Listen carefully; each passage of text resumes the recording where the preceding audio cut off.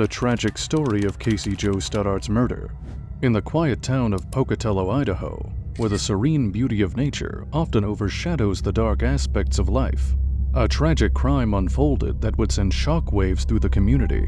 This is the tragic case of Cassie Jo Stoddart's murder, a young woman whose life was sadly taken by the people she once thought were her friends. Cassie's childhood and early years. Cassie Jo Stoddart was born on December 21, 1989, in the heart of Idaho to her loving mother Anne, with two siblings, an older sister Christy and a younger brother Andrew. Cassie was part of a tight-knit family that cherished their time together.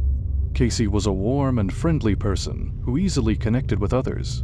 She was smart and ambitious, with dreams of going to college and achieving her goals. Described by her brother Andrew as headstrong and a role model, Cassie shared a special bond with him. Their age difference of just a year and a half allowed them to explore similar interests and hang out at the same places. Cassie was really good at drawing. She loved spending time in her room, listening to music, and making cool artworks. Her mom even hung some of her drawings around the house because she was so proud of them. She was easygoing, with a contagious laughter that lit up the room. She was also compassionate and always concerned for others. She found strength in companionship, preferring to have someone by her side. Cassie was like a shining light, radiating positivity and hope.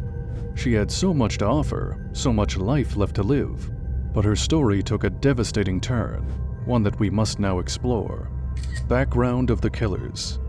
The two guys who did this terrible crime were Brian Draper and Tori Adamczyk, two young men from regular backgrounds. Brian, born on March 21, 1990, in Utah, had faced bullying during his upbringing due to a stutter. This early hardship offered a glimpse into the troubled path he would later tread.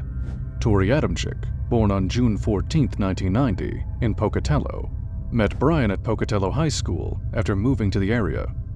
Bonding over their shared love for filmmaking, the two quickly became friends. They began documenting their lives, hoping that one day they could become even better at it.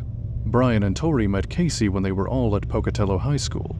Cassie was super friendly, and everyone wanted to be her friend. So it's not surprising that Brian and Tori wanted to be friends with her too. As the new school year commenced, the evil desires of these two young men began to surface. They were really interested by the brutal murders depicted in the Scream franchise, particularly the idea of friends turning on their unsuspecting peers. Shockingly, they even admit their intent to capture Cassie's murder on camera.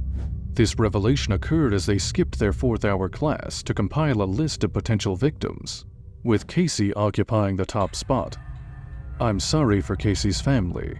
She had to be the one. Leading up to the murder. As the final days of August in 2006 unfolded, 18-year-old Joe Lucero received a phone call from Adamczyk. The call was an attempt to purchase knives, a seemingly harmless request that would later take a scary turn.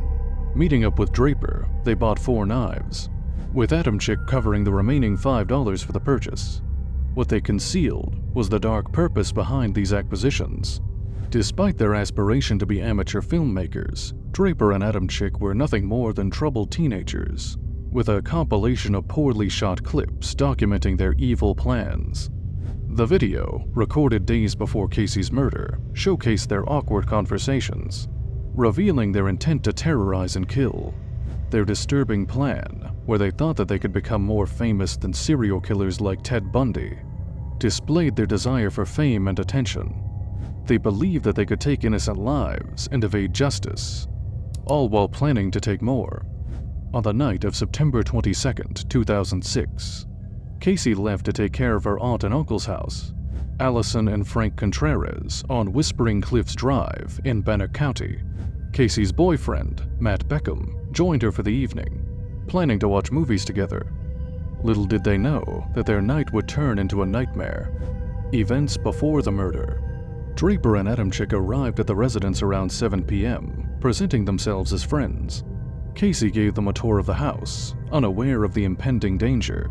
As the evening progressed, they watched Kill Bill Volume 2. Around 10 p.m., Draper and Adamczyk left the house, allegedly to break into cars in the neighborhood. Throughout their criminal escapade, Adamczyk tried desperately to contact Matt Beckham multiple times. The final call to Matt resulted in the news that his mother was picking him up, returning to Casey's home around 11:30 p.m. They were now locked inside the house with their unsuspecting victim.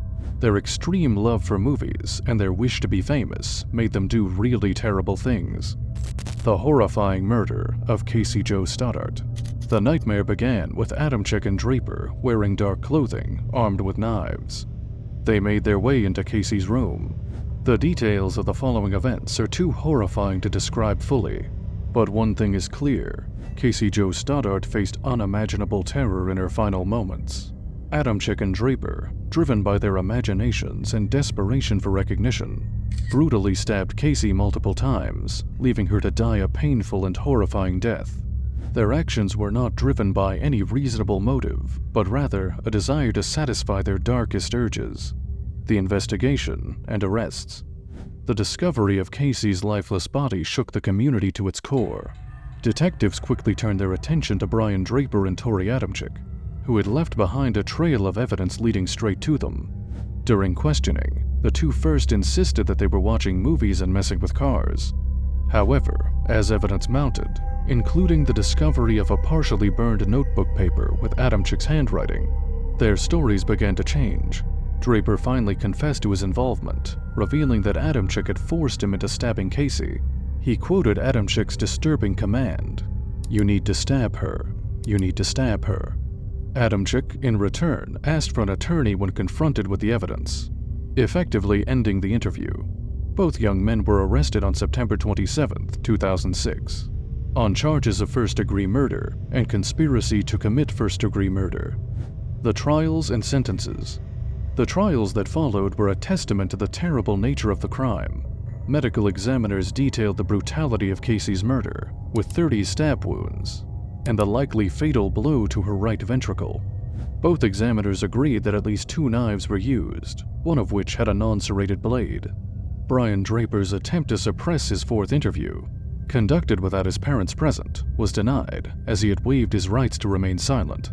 However, the charges related to conspiracy were dropped due to concerns about misleading the jury. In April 2007, Brian Draper was found guilty, while Tori Adamczyk's trial commenced in May. On the 8th of June 2007, Tori Adamczyk was also found guilty. Each received life sentences without the possibility of parole, along with 30 years to life sentences for conspiracy. These 2 young men, who once aspired to be famous, found themselves behind bars for the rest of their lives, paying the price for the life they had stolen. Unanswered questions. As we reflect on this tragic story, one question remains unanswered. What drives individuals to commit such heinous acts? Is it the allure of notoriety, a distorted sense of power, or a darkness that dwells within them? Cassie Jo Stoddart's legacy endures through the kindness and hope she embodied. Her story serves as a stark reminder of the importance of compassion, vulnerability, and the belief in the goodness of humanity. As we remember Cassie, let us also extend a hand to those around us, fostering kindness and empathy. In her memory, we can strive to make the world a better place, where stories like hers become the exception rather than the rule.